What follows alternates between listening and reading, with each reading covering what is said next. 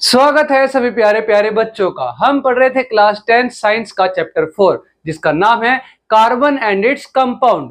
और इस चैप्टर में अब तक हमने जाना कि जो कार्बन हमारा एक एलिमेंट है उसका सिंबल होता है C और वही उसका एटॉमिक नंबर है 6, जिस वजह से उसकी पहली ऑर्बिट में 2 इलेक्ट्रॉन आते हैं और सेकंड ऑर्बिट में 4 इलेक्ट्रॉन आते हैं और उसकी वैलेंसी बन जाती है इससे 4। और इसके बाद हमने जाना क्योंकि इसकी टेट्रा वैलेंसी है, 4 वैलेंसी है, इसकी वैलेंसी 4 है, तो इसके पास एक प्रॉपर्टी है कैटिनेशन प्रॉपर्टी, जिसको कहते हैं हम सेल्फ लिंकेज प्रॉपर्टी, जिसमें कार्बन अपने ही दूसरे कार्बन एटम से अटैच होकर के कंबाइन होकर के कार्बन की लॉन्ग लॉन्ग चेन बना सकता है, बहुत बड़े बड़े कार्बन के कंपाउंड बना सकता है। और इस प्रॉपर्टी को हमने नाम दिया कैटिनेशन प्रॉपर्टी। फिर उसके बाद हमने जाना कि क्योंकि कार्बन के पास उसकी आउटरमोस्ट ऑर्बिट में 4 ही एटम है और उसका एटम का साइज भी छोटा है, जिस वजह से उसके एटम के साइज के अंदर से इलेक्ट्रॉन निकालना पॉसिबल नहीं होता, क्योंकि अगर इलेक्ट्रॉन निकालने होंगे तो उसे 4 इलेक्ट्रॉन देने होंगे किसी को, तभी उसके एटम के अंदर क्या आ पाएगी, स्टेबिलिटी आ पाएगी, जिसके लिए एनर्जी बहुत ज्यादा लगती है, जो कि पॉसिबल नहीं है। वहीं अगर ये इलेक्ट्रॉन ना दे करके इलेक्ट्रॉन लेने की अगर हम बात करें तो कार्बन इलेक्ट्रॉन ले भी नहीं पाता, क्योंकि उसको लेने के लिए भी कितने इलेक्ट्रॉन चाहिए, 4 ही इलेक्ट्रॉन चाहिए, है ना। या तो 4 इलेक्ट्रॉन ले ले या 4 इलेक्ट्रॉन दे दे, क्योंकि उसकी ऑक्टेट कंप्लीट करने के लिए उसे कितने इलेक्ट्रॉन चाहिए, 4 चाहिए, क्योंकि 4 इलेक्ट्रॉन उसके पास हैं और ऑक्टेट कंप्लीट करने के लिए 4 और चाहिए होंगे, तो वो ना 4 इलेक्ट्रॉन ले पाएगा ना 4 इलेक्ट्रॉन दे पाएगा, क्योंकि दोनों ही केसेस में एनर्जी लगेगी बहुत ज्यादा। इस वजह से होता क्या है कि जैसे ही कार्बन के एटम के पास कोई और एटम आता है किसी और एलिमेंट का अटैच होने के लिए, कंबाइन होने के लिए, तो एक फोर्स ऑफ अट्रैक्शन जब पैदा होती है तो वो उनकी ऑर्बिट्स क्या कर जाती है, ओवरलैप कर जाती है, और उनके इलेक्ट्रॉन्स उसको जो कॉमन एक रीजन क्रिएट होता है उसके अंदर आने की वजह से उन इलेक्ट्रॉन्स की नेगेटिविटी को शेयर करते हैं दोनों ही एलिमेंट्स के एटम, कार्बन का एटम और चाहे वो दूसरा एटम कार्बन का हो या किसी और एलिमेंट का हो। और इसी इलेक्ट्रॉन की शेयरिंग को हम क्या कह देते हैं, कोवेलेंट बॉन्ड कह देते हैं। तो कार्बन बनाता है कोवेलेंट बॉन्ड, क्योंकि को मतलब मिलकर काम करना और वैलेंट मतलब वैलेंसी, तो दोनों एटम्स ने मिलकर के अपनी क्या की, वैलेंसी पूरी की, जिस वजह से इसका नाम पड़ा कोवेलेंट बॉन्ड। फिर उसके बाद हमने देखा कि अगर 2 एटम्स के बीच में अगर एक ही बॉन्ड बन रहा है, मतलब इलेक्ट्रॉन की शेयरिंग सिर्फ 2 हो रही है ना, 2 इलेक्ट्रॉन की शेयरिंग है और 2 इलेक्ट्रॉन मिलकर क्या बनते हैं, एक पेयर बनते हैं। तो ये कह रहा अगर 2 एटम्स के बीच में एक ही पेयर की शेयरिंग हो रही है, एक इलेक्ट्रॉन पेयर की शेयरिंग हो रही है, मतलब एक ही बॉन्ड बन रहा है, तो उसको हम कहते हैं सिंगल कोवेलेंट बॉन्ड। वहीं अगर 2 एटम्स के बीच में इलेक्ट्रॉन्स की शेयरिंग हो रही है 4 और 4 इलेक्ट्रॉन मिलकर 2 पेयर बने, तो ये कह रहा 2 पेयर ऑफ इलेक्ट्रॉन की शेयरिंग हो रही है 2 एटम्स के बीच में, मतलब 2 बॉन्ड बन रहे हैं उनके बीच में, जिस वजह से उन्हें कह देते हैं डबल कोवेलेंट बॉन्ड। वहीं अगर हमारे 2 एटम्स के बीच में टोटल 6 इलेक्ट्रॉन की शेयरिंग हो रही है और 6 इलेक्ट्रॉन मिलकर बोलते हैं 3 पेयर, तो मतलब अगर 3 पेयर ऑफ इलेक्ट्रॉन की शेयरिंग हो रही है मतलब 3 बॉन्ड बन रहे हैं उन 2 एटम के बीच में, जिस वजह से हम उसे कहते हैं ट्रिपल कोवेलेंट बॉन्ड। क्लियर है। अब यहां तक हम पढ़ चुके थे लास्ट वीडियो में। अब आगे हम जानेंगे इस वीडियो में सबसे पहले ऑर्गेनिक कंपाउंड के बारे में। और ये ऑर्गेनिक कंपाउंड क्या होते हैं, मतलब ऐसे कोई भी सब्सटेंसेस, ऐसे कोई भी कंपाउंड केमिकली जो कि जिनके अंदर पाया जाता है कार्बन और वो नेचुरली एग्जिस्ट करते हैं, मतलब कोई भी ऐसा अगर सब्सटेंस है जो नेचुरली एग्जिस्ट कर रहा है, ठीक है, कोई भी ऐसा कंपाउंड जिसके अंदर कार्बन मौजूद है, दूसरा कोई भी एलिमेंट हो लेकिन कार्बन मौजूद है, तो उसे हम क्या कहेंगे, ऑर्गेनिक कंपाउंड कहेंगे, क्योंकि वो नेचुरली पाया गया है। ठीक है, लेकिन अगर हम लैब्स में, केमिकल लैब्स में, है ना, लेबोरेटरीज में हम कोई ऐसा केमिकल कंपाउंड प्रिपेयर कर दे जो कि नेचुरली एग्जिस्ट नहीं करता है खुद से, जिसमें कार्बन मौजूद है, वो हम बना दे, ठीक है, लेकिन वो नेचुरली एग्जिस्ट नहीं करता, तो हम उसे ऑर्गेनिक कंपाउंड नहीं कहेंगे। क्लियर है। तो ये कह रहा कोई भी ऐसा कार्बन कंपाउंड जो कि नेचुरली एग्जिस्ट करता है उन्हें हम कहते हैं ऑर्गेनिक कंपाउंड। क्या कह देते हैं, ऑर्गेनिक कंपाउंड। अब इसके बाद हमारा आज के जो टॉपिक है वो है एलोट्रोप्स ऑफ कार्बन। और एलोट्रोप का मतलब क्या होता है, एलोट्रोप का मतलब है कि कोई भी ऐसा एलिमेंट जो अलग अलग फॉर्म में एग्जिस्ट करता है, तो वो जो भी अलग अलग फॉर्म्स होती हैं वो उस एटम की, उस एलिमेंट की क्या कहलाती हैं, एलोट्रोप्स कहलाती हैं। और कार्बन के कुछ एलोट्रोप्स के बारे में हमने मेटल नॉन मेटल चैप्टर में भी पढ़ा था कि मेटल की नॉन मेटल की जो हमारी एक्सेप्शन केसेस थे, जैसे कि सभी मेटल हार्ड होते हैं, नॉन मेटल हार्ड नहीं होते, सॉफ्ट होते हैं, लेकिन नॉन मेटल एक कार्बन की एक एलोट्रोप, कार्बन का एक फॉर्म जो कि है हमारा डायमंड, वो क्या है, हार्डेस्ट सब्सटेंस है। ठीक है, नॉन मेटल होने के बावजूद भी वो हार्डेस्ट है, जो कि मेटल्स की प्रॉपर्टी है। उसके अलावा हमने पढ़ा कि मेटल्स क्या होते हैं, गुड कंडक्टर ऑफ इलेक्ट्रिसिटी होते हैं। ठीक है, वहीं जो नॉन मेटल्स होते हैं बैड कंडक्टर ऑफ इलेक्ट्रिसिटी होते हैं। अब कार्बन भी नॉन मेटल है, लेकिन कार्बन की एक एलोट्रोप है, मतलब कार्बन एक ऐसी फॉर्म में एग्जिस्ट करता है जिसे हम कहते हैं ग्रेफाइट, जो कि इलेक्ट्रिसिटी कंडक्ट कर सकता है। क्लियर है चीज? बहुत बढ़िया। अब देखते हैं हम इन्हीं एलोट्रोप्स के बारे में थोड़ा डिटेल में, कि जो हमारे एलोट्रोप्स ऑफ कार्बन है, जैसे कि डायमंड हो गया या ग्रेफाइट हो गया, और इसके अलावा एक और एलोट्रोप है बकमिंस्टर फुल्डन C60। ये 3 एलोट्रोप आपके सिलेबस में है, और इन्हीं 3 एलोट्रोप्स के बारे में हमें इस वीडियो में जानना है। तो सबसे पहले जानते हैं हम किसके बारे में, डायमंड के बारे में। और डायमंड क्या होता है, डायमंड के अंदर हमारे जो कार्बन होते हैं, अब चेक तो कि कार्बन के एलोट्रोप्स हैं, इसका मतलब क्या होगा कि इनके अंदर सिर्फ और सिर्फ कार्बन के एटम पाए जाएंगे। इन सब्सटेंसेस के अंदर सिर्फ कार्बन के एटम होंगे, मतलब कार्बन ही मौजूद होगा, कार्बन के अलावा कुछ और मौजूद नहीं होगा। तभी ये क्या कहलाएंगे, तभी एलोट्रोप ऑफ कार्बन कहलाएंगे। अगर कार्बन के अलावा कोई और एटम आ जाता तो ये कंपाउंड बन जाते। ठीक है, एलोट्रोप ऑफ कार्बन नहीं कहलाते। तो एलोट्रोप ऑफ कार्बन में होता क्या है कि जो कार्बन के एटम्स होते हैं सिर्फ वही पाए जाते हैं। और अब क्योंकि कार्बन, सिर्फ कार्बन की एटम्स पाए जा रहे हैं, तो ऐसा क्या अलग है कि ये अलग अलग फॉर्म ले रहे हैं। जैसे कि डायमंड एक अलग फॉर्म हो गई कार्बन की, है ना, एलोट्रोप ऑफ कार्बन कह दिया, और ग्रेफाइट एक अलग फॉर्म हो गई कार्बन की। ठीक है, तो उसको एक अलग एलोट्रोप बन गया। ऐसा क्या हुआ इनमें कि ये अलग अलग फॉर्म में एग्जिस्ट करने लगा कार्बन। तो वही हम देखते हैं यहाँ पे कि जो डायमंड होता है उसके अंदर जो कार्बन एटम है वो 4 अदर कार्बन के एटम के साथ क्या होता है, 4 अदर कार्बन एटम्स के साथ, एक carbon atom 4 other carbon atom के साथ अटैच होकर के एग्जिस्ट करता है। इसकी कुछ प्रॉपर्टीज है डायमंड की जो हम जान चुके हैं कि ये क्या है, एक hardest substance on planet earth है हमारा, है ना। इसके अलावा जो डायमंड है वो हार्डेस्ट सब्सटेंस होने के अलावा जो हमारे इसकी एक प्रॉपर्टी है कि जो हमारी जो डायमंड है उनको हम लैब्स में भी प्रिपेयर कर सकते हैं। ठीक है, नेचुरली जो हमारे डायमंड होते हैं वो साइज में थोड़े बड़े होते हैं, लेकिन जो हम लैब्स में प्रिपेयर करते हैं डायमंड को, वो कैसे करते हैं कि हम कार्बन को लेते हैं और बहुत ही हाई प्रेशर के अंदर उनको हम प्रेशराइज करके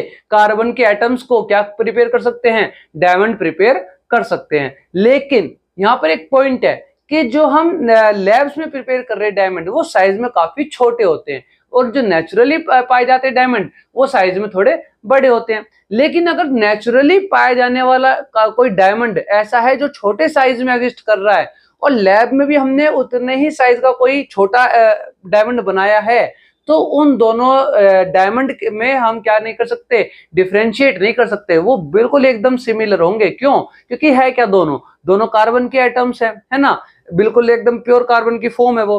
तो एक बनाया हमने लैब में, एक नेचुरली एग्जिस्ट करके खुद से बनाया, है ना। तो इनमें कुछ फर्क नहीं है, बस फर्क क्या आ जाता है कि जो नेचुरल डायमंड है वो छोटे तो होंगे पर बड़े भी हो सकते हैं, लेकिन जो लैब में प्रिपेयर किए गए डायमंड है वो सिर्फ छोटे होते हैं। और छोटे डायमंड चाहे लैब के हो चाहे नेचुरल हो, उनमें कुछ फर्क नहीं होता। अब देखते हैं स्ट्रक्चर ऑफ डायमंड। क्या देखेंगे अब, स्ट्रक्चर। अब स्ट्रक्चर इसकी मेन है समझने कि स्ट्रक्चर में होता क्या है डायमंड की, कि एक कार्बन को जो एटम होता है वो 4 कार्बन एटम से अटैच होता है, और कार्बन की वैलेंसी भी कितनी होती है, 4 ही होती है, हमने पढ़ा है ना। तो कार्बन की अगर 4 वैलेंसी है तो 4 बॉन्ड बनाएगा। देखो अगर मैं कहूं 4 बॉन्ड बनाए, यानी कि इसके अपने ये 4 इलेक्ट्रॉन क्या कर ले, शेयर कर ले किसी और कार्बन एटम के साथ में। तो एक कार्बन एटम के साथ में एक अपना इलेक्ट्रॉन शेयर किया, दूसरे कार्बन एटम के साथ में दूसरा इलेक्ट्रॉन, तीसरे कार्बन के एटम के साथ तीसरा इलेक्ट्रॉन शेयर किया, और चौथे कार्बन एटम के साथ में अपना चौथा इलेक्ट्रॉन शेयर कर लिया। इस तरीके से ये वाला कार्बन 4 कार्बन एटम के साथ क्या हो गया, अटैच हो गया। अब इसके अलावा ये क्या कह रहा है कि हर कार्बन एटम 4 कार्बन के साथ क्या होगा, अटैच होगा। तो ये कार्बन भी 4 कार्बन के साथ अटैच होगा। ये लो, ये हमने क्या कर दिया, इसके 4 बॉन्ड बना दिए। ठीक है, तो यहां पर भी एक कार्बन आ गया, यहां पर भी एक कार्बन आ गया, और यहां पर भी एक कार्बन आ गया। अब ये कह रहा है ये वाला कार्बन भी हर 4 कार्बन से अटैच होगा, तो ये वाला कार्बन इस एक अपना बॉन्ड बना लेगा इस कार्बन के साथ में, और एक इसने इसके साथ बनाया हुआ था, तो दो और बनेंगे। ये लो बना दो, दो और बॉन्ड बना दो इसके। अब दो और जब ये बॉन्ड बनाएगा तो एक कार्बन इधर लग जाएगा, एक कार्बन इधर लग जाएगा। अब ये वाला कार्बन भी 4 बॉन्ड बनाएगा, तो इसके 2 बॉन्ड बने हुए हैं, 2 और बना लेगा। ये लो बना लिए 2 और, ठीक है, इधर भी कार्बन लग गया। क्लियर ये चीज। अब ये दोनों कार्बन एटम आपस में जुड़ जाएंगे, इस कार्बन एटम के कितने बन गए, 2 बॉन्ड बन गए, ये 2 और बना लेगा। ठीक है, ये वाला कार्बन एटम इसके साथ बॉन्ड बना लेगा और एक इसका बना हुआ है तो 2 और बना लेगा। इस तरीके से हमारा हर कार्बन एटम क्या होगा, हमारा हर कार्बन एटम 4 कार्बन एटम से जुड़ा हुआ होगा। कितने एटम से, 4 कार्बन एटम से हमारा हर कार्बन एटम जुड़ा हुआ रहता है। क्लियर है ये चीज। देखो ये वाला कार्बन भी आपस में जुड़ा, अब इनके भी क्या बन गए, 4 बॉन्ड बन गए। तो कुछ इस तरीके से जो हमारा हर कार्बन एटम जो है 4 अदर कार्बन एटम के साथ में बॉन्ड बनाता है। क्लियर है। तो ये बनी हमारी क्या, स्ट्रक्चर ऑफ डायमंड। सिंपल सी स्ट्रक्चर है कि पहले सेंटर में एक कार्बन बनाओ, उसके चारों तरफ कार्बन लगा दो, फिर उसके जो चारों तरफ हमने कार्बन लगाए उनमें कार्बन जोड़ दो, उनमें क्या करो, कार्बन जोड़ दो। ठीक है, अब उनमें जब तुम कार्बन जोड़ोगे तो उनमें कार्बन जोड़ोगे तो जो भी कार्बन तुमने जोड़े उनके भी क्या कर दो, उन जो भी तुमने कार्बन जोड़े उनमें भी हर का एक एक कार्बन लगा दो, और जो कार्बन लगाते जाओगे हर कार्बन एटम के 4 बॉन्ड बनाते जाओगे और 4 कार्बन एटम से उसे अटैच करते जाओगे। सिंपल, ये कार्बन बनाया, 4 कार्बन से जोड़ दिया, जितने कार्बन लगाए उन सबके 4 बॉन्ड बनाए और सबको 4 कार्बन से हमने अटैच कर दिया। तो इस तरीके से हमारी जो है कार्बन की क्या एक स्ट्रक्चर बनके तैयार हो जाती है। सिंपल सी स्ट्रक्चर है बस। ये था हमारा डायमंड के बारे में। अब हम देखेंगे ग्रेफाइट के बारे में। तो देखते हैं हमारा अगला एलोट्रोप ऑफ कार्बन जो कि हमारा ग्रेफाइट।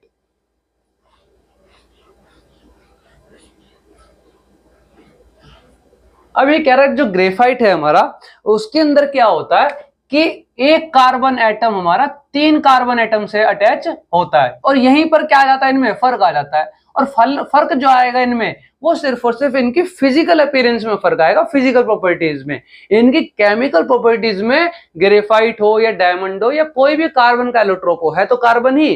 तो कार्बन के जो एटम्स हैं वो सब आपस में एक जैसे हैं, तो इनकी क्या केमिकल प्रॉपर्टीज में डिफरेंस हो सकता है, नहीं हो सकता। तो जो ये कह रहा है कि कार्बन के कोई भी एलोट्रोप हो उनकी केमिकल प्रॉपर्टीज तो सबकी क्या रहेगी, सेम रहेगी, लेकिन अलग अलग कार्बन एटम के जो अलग अलग एलोट्रोप्स हैं उनकी फिजिकल प्रॉपर्टीज क्या हो सकती है, अलग हो सकती है। और वो अलग क्यों हुई, क्योंकि डायमंड में फर्क क्या आया कि डायमंड में तो एक कार्बन एटम 4 कार्बन एटम से अटैच था, वहीं ग्रेफाइट के अंदर एक carbon atom 3 other carbon atom के साथ अटैच होता है। क्लियर है, 3 अदर कार्बन एटम के साथ में अटैच होता है। और कैसे स्ट्रक्चर बना लेता है, एक हेक्सागोनल स्ट्रक्चर बना लेता है। हमने उसमें देखी अभी डायमंड में बनती है 3D स्ट्रक्चर बन के तैयार हो जाती है हमारा एक जाल टाइप में, और वही जो हमारा ग्रेफाइट है वो एक कार्बन 3 अदर कार्बन के साथ अटैच होकर के हेक्सागोनल स्ट्रक्चर बना लेता है। इसकी प्रॉपर्टीज हमने जान ली कि जो ग्रेफाइट है हमारा वो इलेक्ट्रिसिटी कंडक्ट कर सकता है, क्यों कर सकता है वो भी हम देख लेंगे।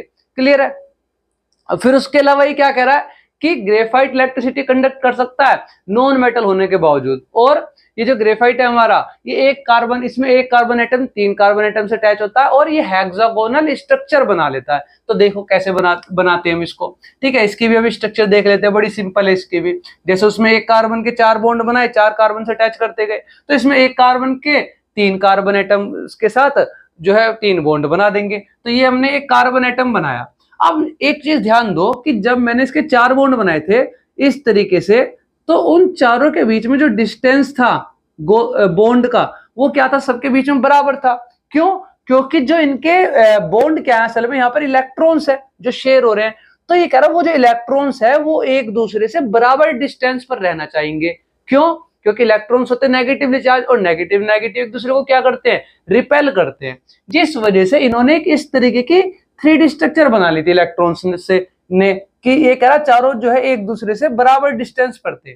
लेकिन अगर मैं कहूं कि एक बॉन्ड यहां से हट जाए, ठीक है, क्या होगा, एक बॉन्ड यहां से हट जाए तो यहां पर तो डिस्टेंस उतना ही है, लेकिन यहाँ पे डिस्टेंस कितना हो गया, ज्यादा हो गया। तो अब यहाँ का जो रिपल्शन होगा यहाँ वाले बॉन्ड को थोड़ा सा बैंड कर देगा और ये जो स्ट्रक्चर बन जाएगी ये कुछ इस तरीके से बन जाएगी, ठीक है, ताकि इनके बीच में जो गैप है बॉन्ड के वो क्या हो जाए, बराबर हो जाए। अब इसी को हम मद्देनजर रखते हुए क्या करेंगे, इसकी हेक्सागोनल स्ट्रक्चर बना करके तैयार कर देंगे। देखो किस तरीके से करते हैं कि ये कह रहा कि ये एक कार्बन है, ये कार्बन है। अब इसके 3 बॉन्ड बनाएंगे, ठीक है, एक सीधा बॉन्ड था हमारा और 2 बॉन्ड हमारे क्या हो गए थे, बैंड हो गए थे थोड़े।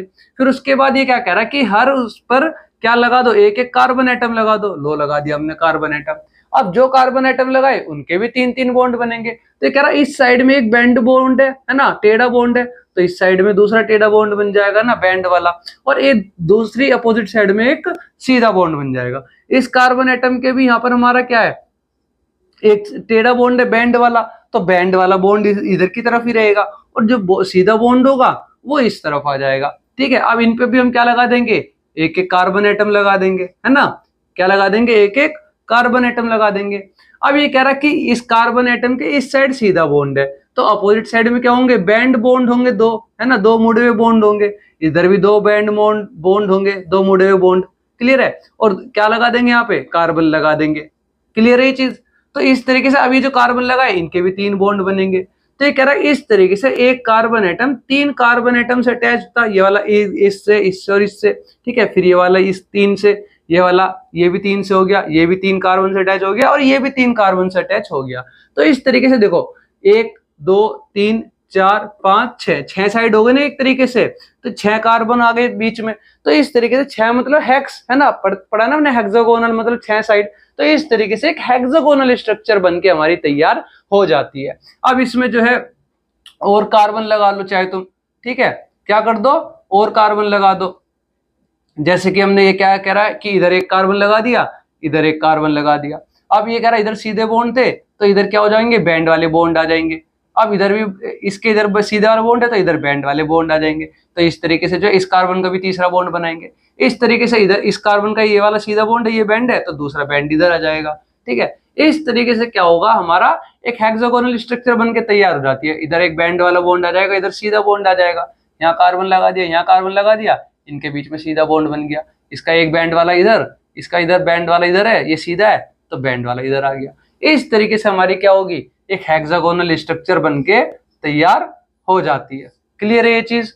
अब ये हमारी क्या हो गई, ये हमारी स्ट्रक्चर तैयार हो गई है ग्रेफाइट के बनके। और जो ग्रेफाइट की जो हमारी एक स्ट्रक्चर बनी है ये इस तरीके से एक लेयर में बनती चली जाती है। जैसे डायमंड में क्या हुआ, 3D एक जाल टाइप में बनता चला गया, है ना। एक कार्बन एटम चारों दिशाओं में 4 कार्बन से जुड़ा हुआ, फिर वो हर एक कार्बन चारों दिशाओं में 4 कार्बन से जुड़े हुए, ठीक है। लेकिन यहाँ पे क्या होता है, एक प्लेन स्ट्रक्चर जो है हमारे ग्रेफाइट में, हेक्सागोनल स्ट्रक्चर एक लेयर बना लेता है। और ये एक लेयर, लेकिन हमारे पास क्या एक ही लेयर होगी, क्योंकि ये क्या है, हम सभी जानते हैं डायमंड तो बहुत छोटे साइज में होते हैं, ठीक है। तो पार्टिकल साइज में जो है इस तरीके की लेयर बनाता है ये। लेकिन रियल में क्या होगा, रियल में तो जब एग्जिस्ट करेगा तो काफी जो ग्रेफाइट है मोटा होगा। तो उसमें होता क्या है कि जो लेयर्स होती है ये एक के नीचे एक लेयर जो है बना करके एग्जिस्ट करते हैं। अब ये हमारी ये एक लेयर बनी है। अब इसमें होता क्या कि एक के नीचे एक लेयर, इस तरीके से लेयर के नीचे लेयर बनाते चले जाते हैं ग्रेफाइट में। और वो लेयर्स क्या होंगी, हर लेयर ये आपस में भी अटैच हो जाती हैं। क्लियर है। तो ये थी हमारी स्ट्रक्चर ऑफ ग्रेफाइट। अब ये कह रहा है कि इसमें एक कार्बन ने 3 ही कार्बन बॉन्ड बनाए हैं। तो इनमें से होता क्या है कि कोई सा एक बॉन्ड डबल बॉन्ड होता है, और वो डबल बॉन्ड जो होता है ना वो पार्शियल बॉन्ड रहता है, जिस वजह से इसमें इलेक्ट्रॉन फ्री स्टेट में रहते हैं। और हमें पता है कि इलेक्ट्रिसिटी कहाँ कंडक्ट होती है, जहां पर इलेक्ट्रॉन्स फ्री स्टेट में हो, आयंस फ्री स्टेट में हो, ठीक है, आयंस मौजूद हो जहां पर, वहां इलेक्ट्रिसिटी कंडक्ट होगी। तो इसी वजह से जो हमारा ग्रेफाइट है वो इलेक्ट्रिसिटी कंडक्ट कर सकता है। क्लियर है ये चीज। तो ये था हमारा ग्रेफाइट के बारे में। अब देखते हैं हम हमारा नेक्स्ट एलोट्रोप ऑफ कार्बन, ठीक है, जो कि हमारा 3rd एलोट्रोप। और 3 ही एलोट्रोप हमारे कार्बन एटम के इस सिलेबस में हमारे 10th क्लास में दिए गए हैं।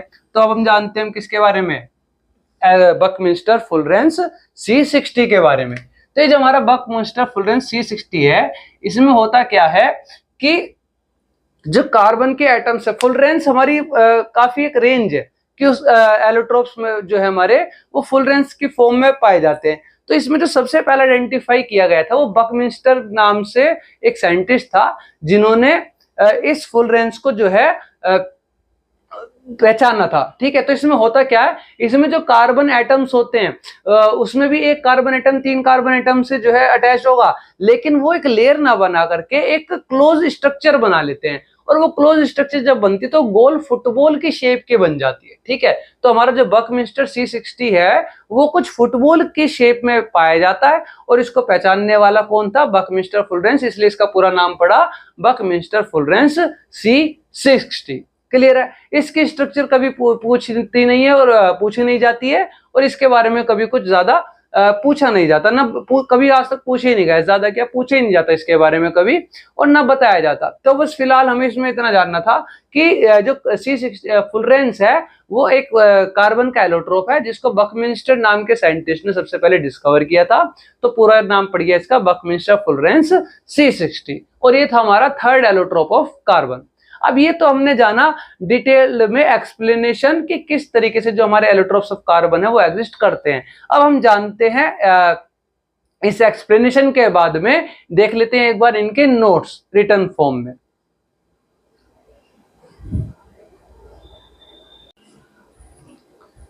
ये है हमारे एलोट्रोप्स ऑफ कार्बन, जिसमें हमने सबसे पहले देखा डायमंड, और डायमंड में क्या होता है हमने जाना कि हर carbon atom, each carbon atom is bonded to 4 other carbon atoms, मतलब हर कार्बन एटम कितने अदर कार्बन एटम से जुड़ा होगा, 4 से। देखो ये एक कार्बन है, ये 4 कार्बन से जुड़ा हुआ है।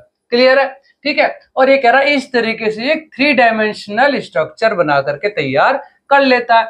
ये कह रहा है उसके अलावा जो डायमंड है वो हार्डेस्ट सब्सटेंस ऑन अर्थ है, और साथ में लस्ट्रस इन नेचर भी है, जबकि ये दोनों प्रॉपर्टी किनकी है, मेटल्स की प्रॉपर्टी है। और डायमंड जो कि कार्बन का एलोट्रोप है, कार्बन की फॉर्म है, कार्बन तो एक नॉन मेटल है। क्लियर है, इसके अलावा क्या कह रहा है कि जो डायमंड्स होते हैं उनको सिंथेसाइज किया जा सकता है, सिंथेसाइज करना मतलब बनाना, उनको बनाया जा सकता है by subjecting pure carbon to very high pressure, मतलब प्योर कार्बन को हम बहुत हाई प्रेशर पे रख करके क्या कर सकते हैं, उन्हें दबाव में ला करके डायमंड प्रिपेयर या सिंथेसाइज किए जा सकते हैं। उसके अलावा ये क्या कह रहा है कि जो सिंथेसाइज्ड डायमंड्स हैं, मतलब ये जो सिंथेटिक डायमंड है, बनाए गए डायमंड है लैब्स में, ये क्या होते हैं, स्मॉल होते हैं लेकिन इनडिस्टिंग्विशेबल, मतलब इनमें फर्क नहीं कर सकते हम, नेचुरल में और इन सिंथेटिक में हम फर्क नहीं कर सकते। अगर ये बिल्कुल एक साइज के होंगे तो तुम बता नहीं सकते कौन नेचुरल है और कौन सिंथेटिक है, मतलब कौन बनाया गया डायमंड है। ठीक है, लेकिन जो नेचुरल डायमंड होंगे वो बड़े भी हो सकते हैं, पर जो सिंथेटिक डायमंड है लैब में बनाए गए वो सिर्फ छोटे साइज में होते हैं। उसके अलावा हमारा नेक्स्ट एलोट्रोप है ग्रेफाइट, और ग्रेफाइट के अंदर क्या होता है कि एक कार्बन एटम 3 अदर कार्बन से अटैच होता है। कितने कार्बन एटम से, ये कह रहा है each carbon atom is bonded to 3 other carbon atom. वही डायमंड में कितने में से था, एक कार्बन एटम 4 कार्बन एटम से अटैच था। क्लियर है, इसके अलावा क्या कह रहा है कि ये क्या कह रहा है कि जो बॉन्ड होता है वो कोई सा एक बॉन्ड कैसा हो जाता है, एक कार्बन एटम क्योंकि 4 बॉन्ड बनाता है, लेकिन यहाँ पे एक कार्बन 3 ही कार्बन से अटैच्ड है, तो किसी एक कार्बन एटम के साथ क्या कर रहा होगा, वो डबल बॉन्ड बना रहा होगा, तभी तो उसके क्या बॉन्ड हो पाएंगे, 4 बॉन्ड पूरे हो पाएंगे, और उसकी वैलेंसी क्या हो पाएगी, स्टेबल हो पाएगी, उसका एटम स्टेबल हो पाएगा, है ना, वैलेंसी सेटिस्फाई होने के बाद। उसके बाद ये कह रहा है जो ग्रेफाइट की जो स्ट्रक्चर है ये बनती है कैसे, एक हेक्सागोनल एरे बना लेता है, मतलब एक हेक्सागोनल लेयर बना लेता है उस तरीके से, और वो सब लेयर्स आपस में क्या हो जाती हैं, अटैच्ड हो जाती हैं। ठीक है, वन अबव द अदर, एक दूसरे के ऊपर वो लेयर्स आ जाती हैं, और इनके बीच में बहुत ही वीक फोर्स ऑफ अट्रैक्शन इन लेयर्स के बीच में रहता है, जिस वजह से जो हमारी ग्रेफाइट है वो ज्यादा स्ट्रॉन्ग नहीं होती। आप पेंसिल की जो निब होती है, जिनमें ग्रेफाइट पहले ग्रेफाइट से जो है पेंसिल की निब बनाई जाती थी, वो उनको क्या कर सकते थे, हम इजीली तोड़ सकते थे। कोई भी पेंसिल की जो निब होती है ग्रेफाइट की बनी है वो इस आसानी से क्या हो जाती है, टूट जाती है। क्लियर है, क्यों, क्योंकि उनके बीच में बहुत ही वीक फोर्स ऑफ अट्रैक्शन रहती है हर लेयर के बीच में। उसके अलावा क्या ये क्या कह रहा है कि एक गुड कंडक्टर ऑफ इलेक्ट्रिसिटी है, कि जो ग्रेफाइट होते हैं हमारे वो गुड कंडक्टर ऑफ इलेक्ट्रिसिटी होते हैं। वही जो ग्रेफाइट है वो नॉन लस्ट्रस है लेकिन स्मूथ और स्लिपरी है ना। आपने देखा होगा ना पेंसिल की निब एकदम स्मूथ रहती है, चिकनी चिकनी रहती है ना। तो ये थे हमारे allotropes of carbon, diamond and graphite. अब नेक्स्ट स्लाइड में नोट्स देख लेते हैं हमारे बकमिंस्टर फुलरेंस C60 के, और फिर उसके बाद आज की वीडियो कंप्लीट। और फिर उसके बाद हम नेक्स्ट वीडियो में जानेंगे हमारे अगली प्रॉपर्टीज के बारे में।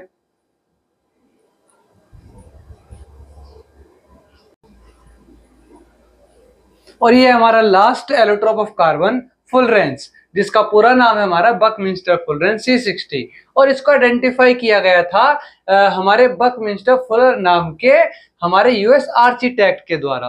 ठीक है, ये क्या हुआ था इसमें, इन्होंने हमारे जो बकमिंस्टर फुलर नाम के साइंटिस्ट थे, इन्होंने इसको फुटबॉल की शेप में क्या किया था, आइडेंटिफाई किया था। कार्बन एटम्स कुछ इस तरीके से अरेंज्ड थे कि उन्होंने क्या ली हुई थी, एक फुटबॉल की शेप ली हुई थी, और इनको आइडेंटिफाई किया था इन साइंटिस्ट ने। अब क्योंकि इसकी जो हमारी शेप होती है वो जियोडेसिक एक डोम की तरह है ना, एक डोम की तरह की एक शेप ले लेता है। ठीक है, तो इस वजह से इसका नाम रखा जाता है फुलरेंस। और ये थे हमारे क्या एलोट्रोप्स ऑफ कार्बन। उसके अलावा हमने क्या पढ़ा, हमने शुरुआत में ही जाना था कि कोई भी ऐसे सब्सटेंसेस जो नेचर में हमारे एग्जिस्ट करते हैं, नेचर में पाए जाते हैं, लेकिन उनके अंदर क्या मौजूद होता है, कार्बन मौजूद होता है। तो ऐसे कंपाउंड जिनमें कार्बन होता है और वो नेचर में पाए जाते हैं, ऐसे कंपाउंड को हम कह देते हैं ऑर्गेनिक कंपाउंड्स। और इसी के साथ ही हमारी आज की वीडियो होती है कंप्लीट। धन्यवाद।